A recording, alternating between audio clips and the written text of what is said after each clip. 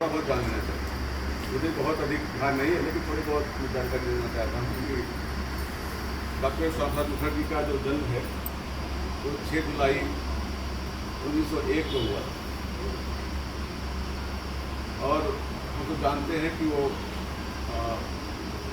विद्वान व्यक्ति थे। वो कलकत्ता विश्वविद्यालय के कुलपति भी रहे 1934 से लेकर 1938 तक। जो कलकत्ता विश्वविद्यालय था उसके कुलपति रहे और स्वतंत्रता आंदोलन में उनकी पूरा योगदान रहा।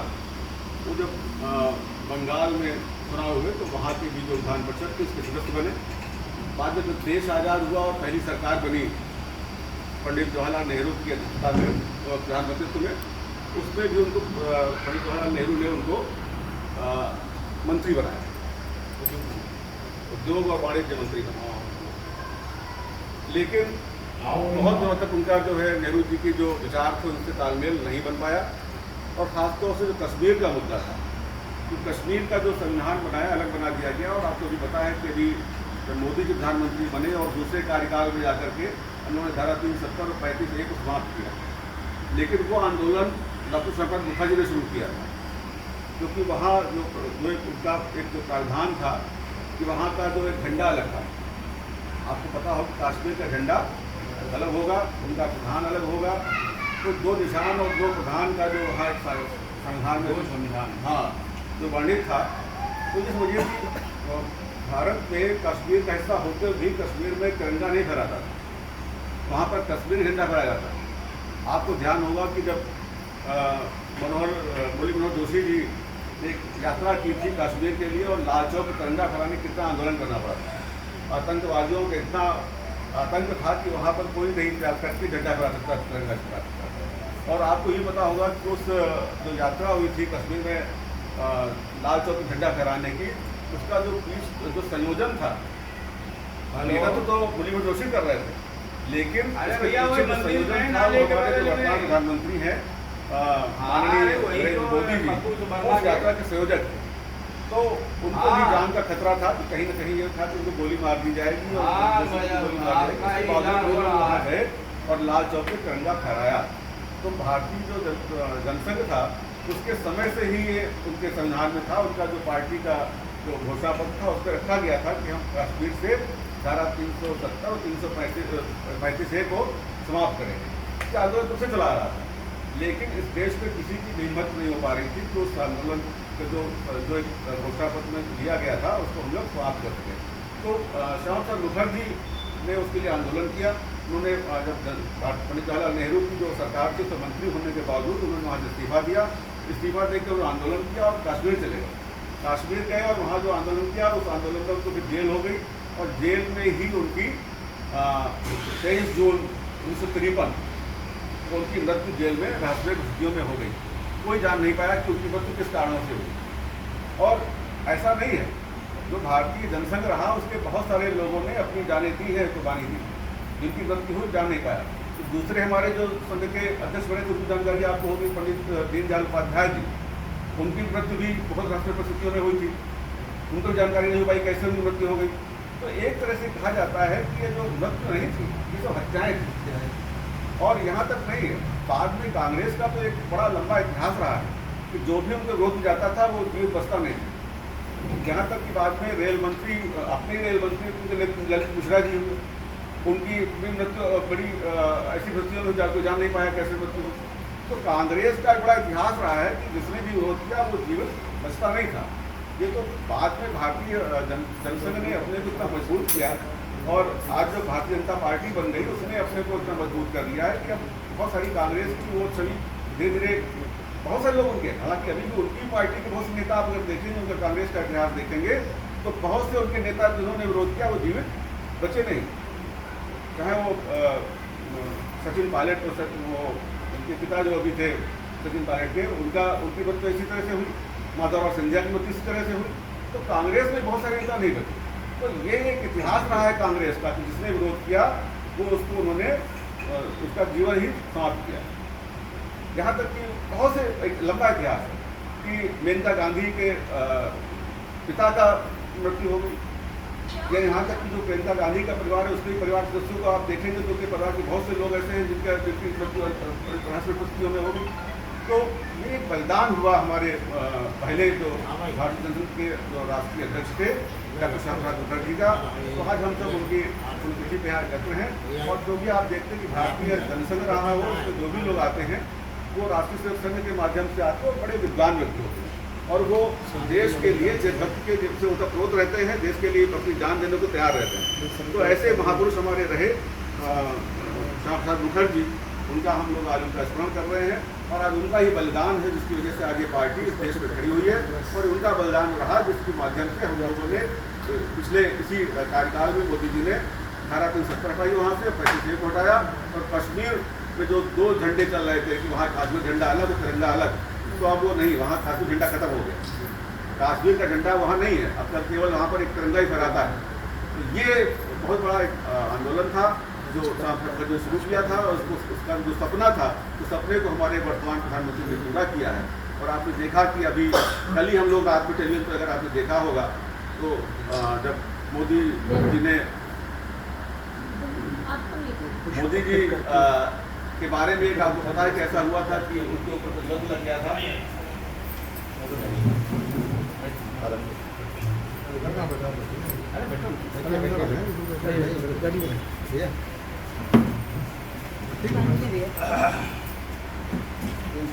हम वहाँ उतर गए पैदल चले यार उस पर। अच्छा मंदिर के नाम पर वहाँ बनी समस्ती के आगे बताया कि मोदी जी ने जो है वो सपना पूरा किया डॉक्टर श्यामा प्रसाद मुखर्जी का। आप पूरी आप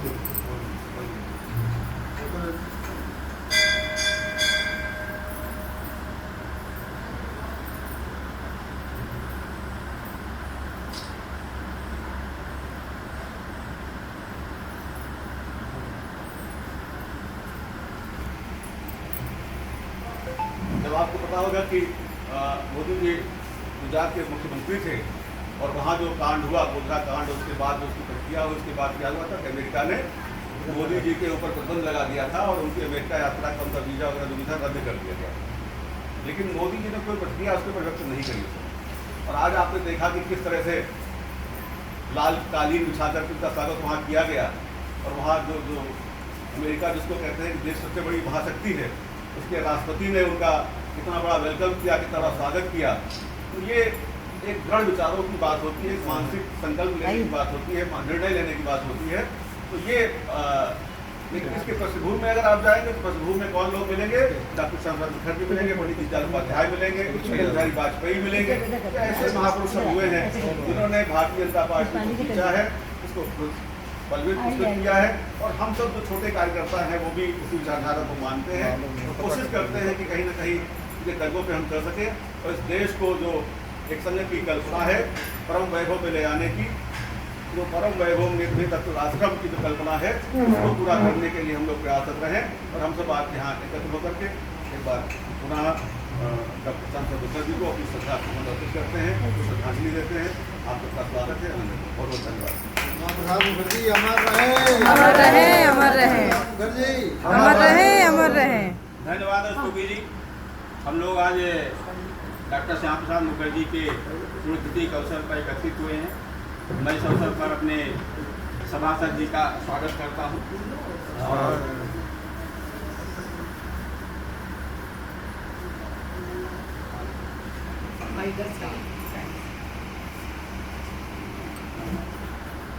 साथ में हमारे रस्तोगी जी ने तमाम विस्तृत रूप से डॉक्टर श्यामा प्रसाद मुखर्जी के जीवनी के ऊपर अपने विचार रखे हैं।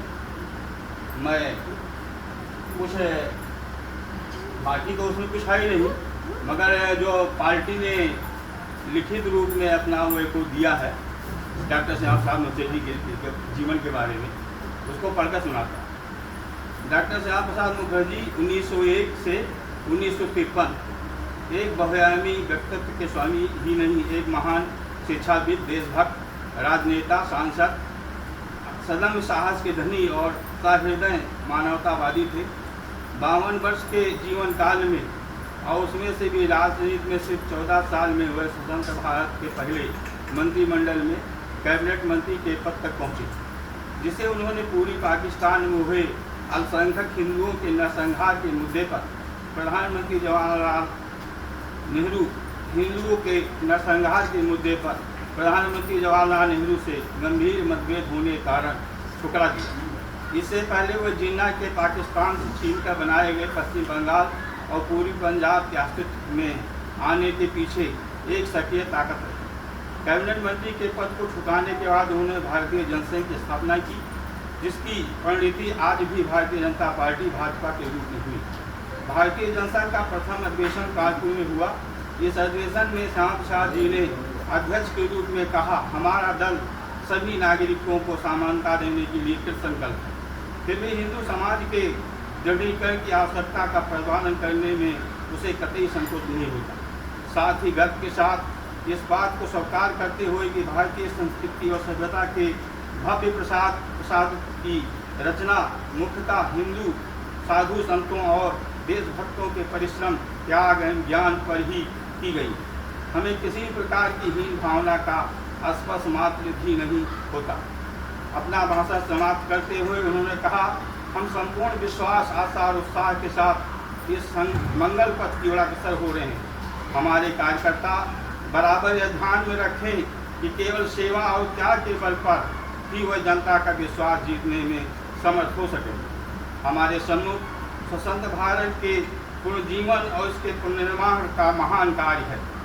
जननी जन्मभूमि, वर्ग, जाति और धर्म के भेदभाव को छोड़ अपने सभी बच्चों का आह्वान कर रही है। वर्तमान का चित्र अभी कितना ही कालिमापुर क्यों न हो, आने वाले वर्ष में भारत को अपनी भाग्य रेखा खींचनी। ईसा करे आगामी चुनाव में हमारे दल का यह प्रतीक दीपक आशा, एकता, विश्वास और साहस का संचार करता हुआ कमसावृत देश का अंधकार दूर करे। हमारी यात्रा अभी शुरू हुई है। सर्वशक्तिमान प्रभु हमें गंतव्य पथ पर अविश्राम चलने की प्रेरणा, शक्ति और धैर्य दे। हम भव्य और प्रलोभनों के झंझटों से अविचलित रहकर भारत को आध्यात्मिक एवं भौतिक दृष्टि से महान और शक्तिशाली बनाएं, जिससे वो विश्व शांति और समृद्धि की रक्षा में आदर्श रूप में सहायक हो सके। ये उनका उद्बोधन था, जो पहला मतलब जो है एजीएम हुआ था, और उसमें उन्होंने ये उद्बोधन किया था। ये आशा व्यक्त की थी कि हमारे देश की जो आने वाली पीढ़ियां हैं वो स्वतंत्रता संग्राम से प्रेरणा लेकर के और देश को आगे बढ़ाएंगी।